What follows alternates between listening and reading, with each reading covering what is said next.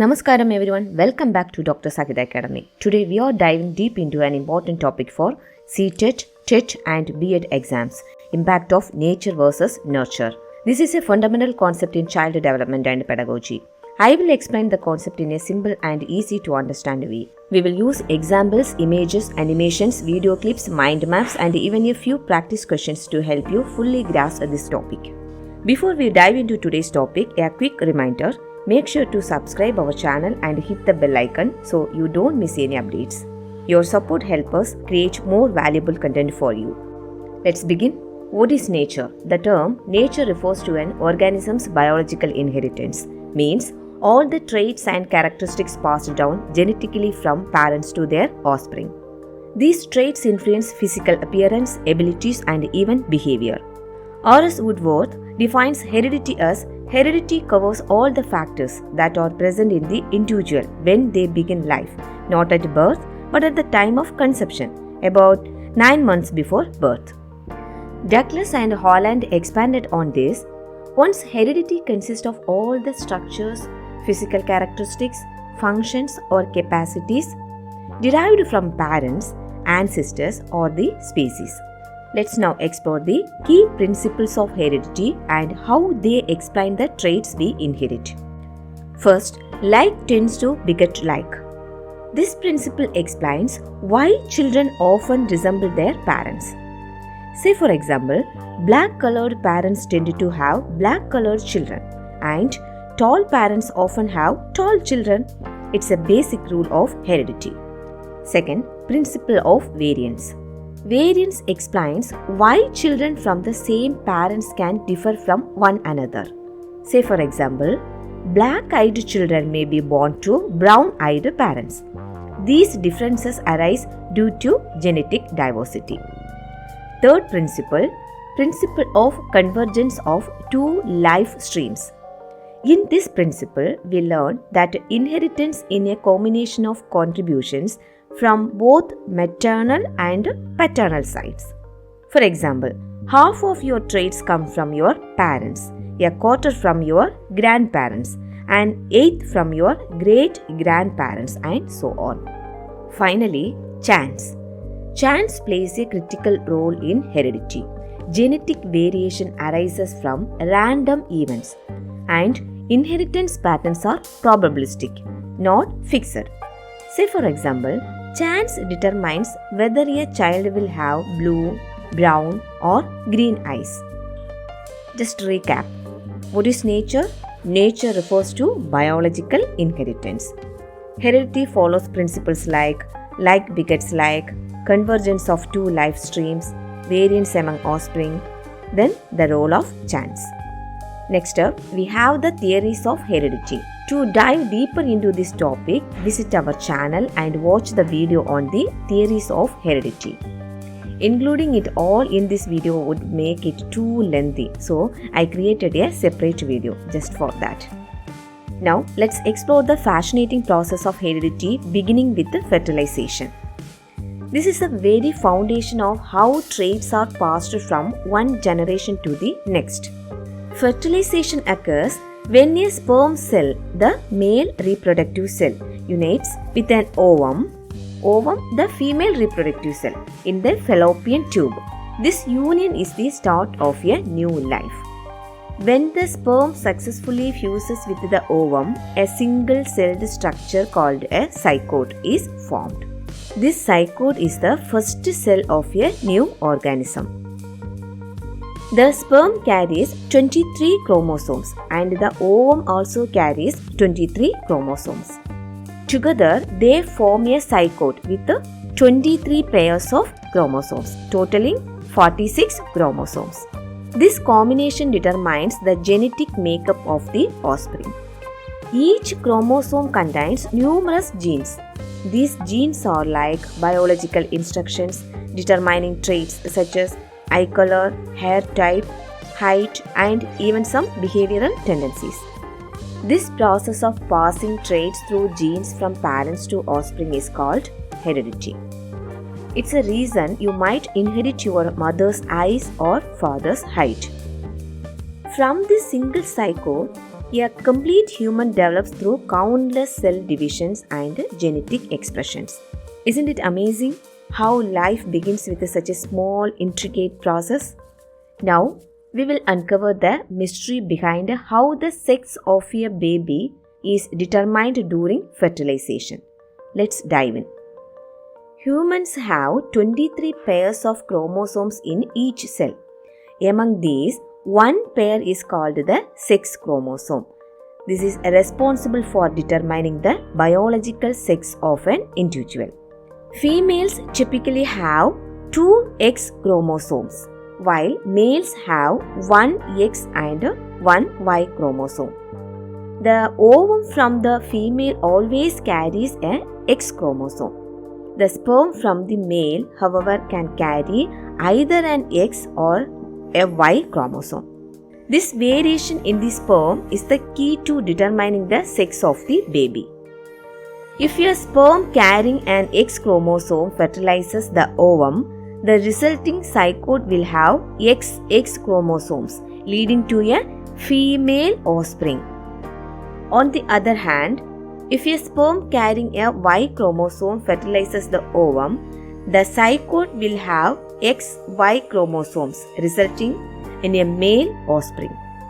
The determination of sex is completely random, with a roughly equal chance of the baby being male or female. It all depends on which sperm reaches the ovum first. It is important to note that the sex of the baby is determined solely by the sperm's contribution and is not influenced by diet, activities, or external factors. This is a biological process governed by genetics. To summarize, the ovum always contributes an X chromosome, while the sperm contributes either an X or a Y. The combination of these determines whether the baby will be male or female. Here is a fun fact: the Y chromosome is much smaller than the X chromosome and carries fewer genes, yet it plays a crucial role in determining male traits. Next, we will look at the works of Francis Galton, Henry Goddard, Dugdale, and even studies on twins. Let's begin with Francis Galton, a pioneer in studying inherited traits. Galton analyzed the family histories of 977 influential people, including scientists, artists, and political leaders. He discovered that many of these individuals had relatives who were also highly accomplished. This led Galton to conclude that desirable traits such as intelligence and talent are often inherited through generations. This groundbreaking work laid the foundation how heredity influences human potential. Next, we have Henry Goddard's research from 1912. Goddard studied the descendants of a soldier named Martin Gallicock, who had children with 2 women. A normal woman who exhibited desirable traits like intelligence and morality. A feeble-minded woman who was intellectually disabled. His findings revealed a stark difference. The children of the normal woman were intelligent, moral, and well-adjusted. The children of the feeble-minded woman faced intellectual disabilities and troubled lives.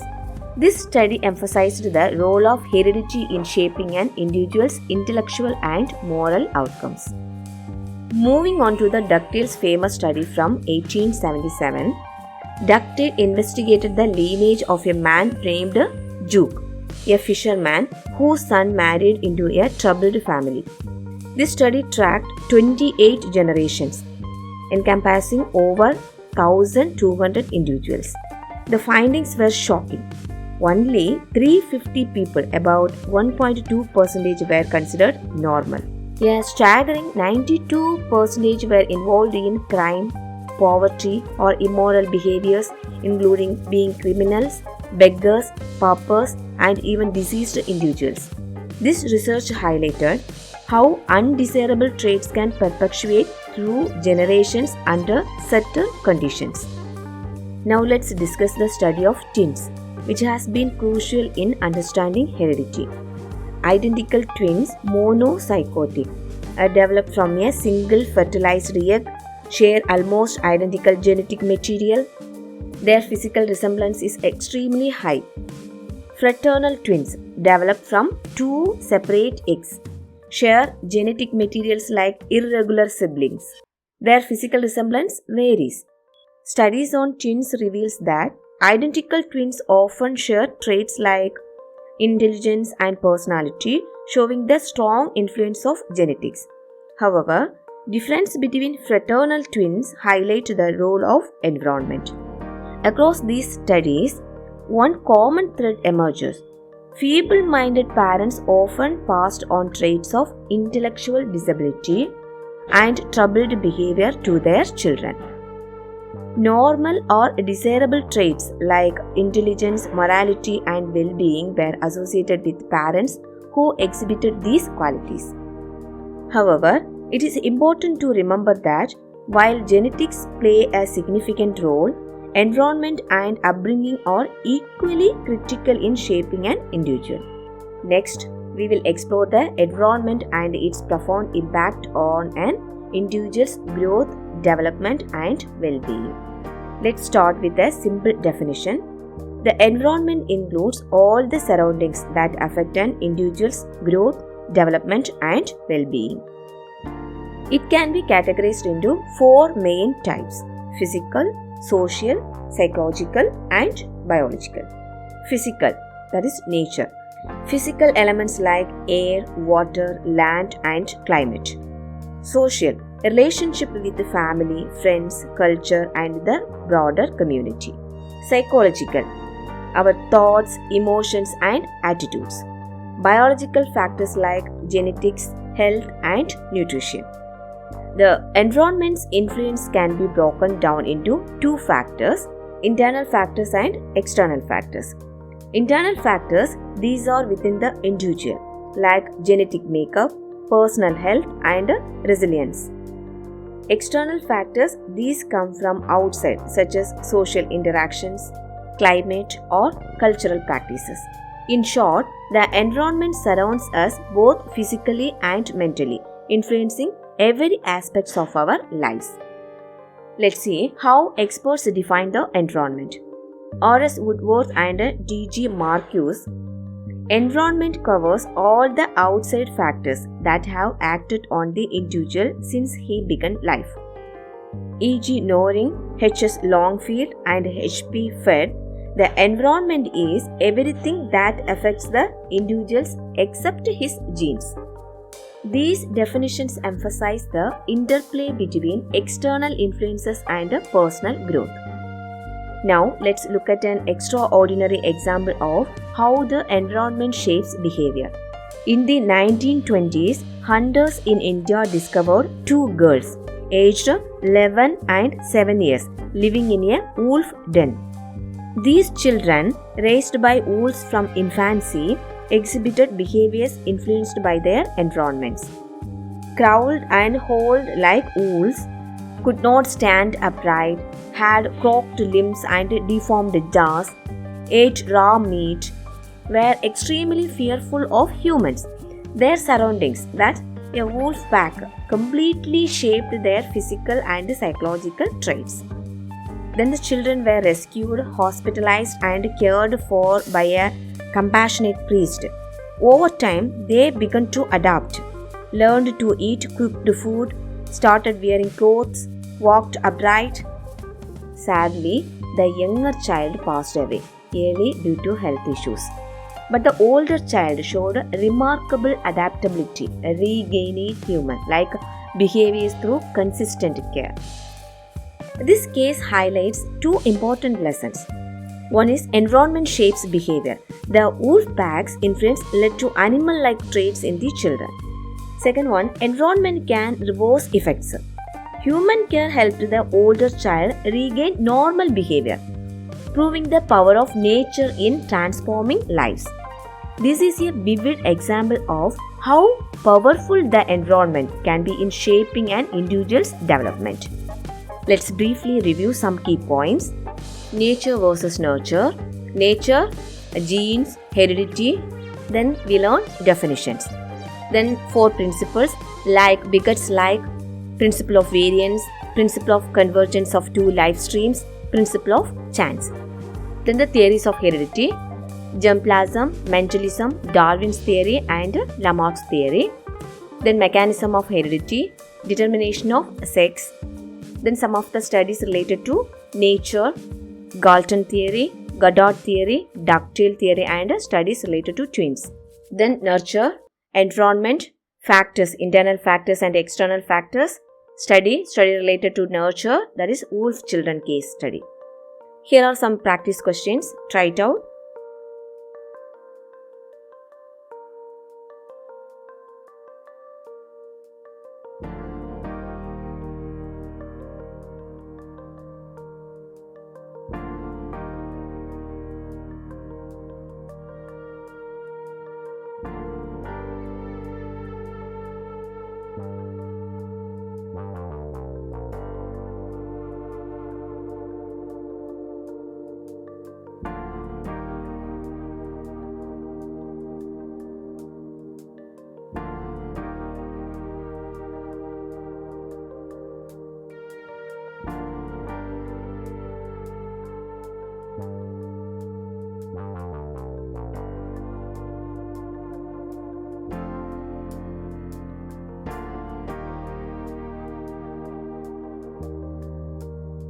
Let's check your answers of all practice questions.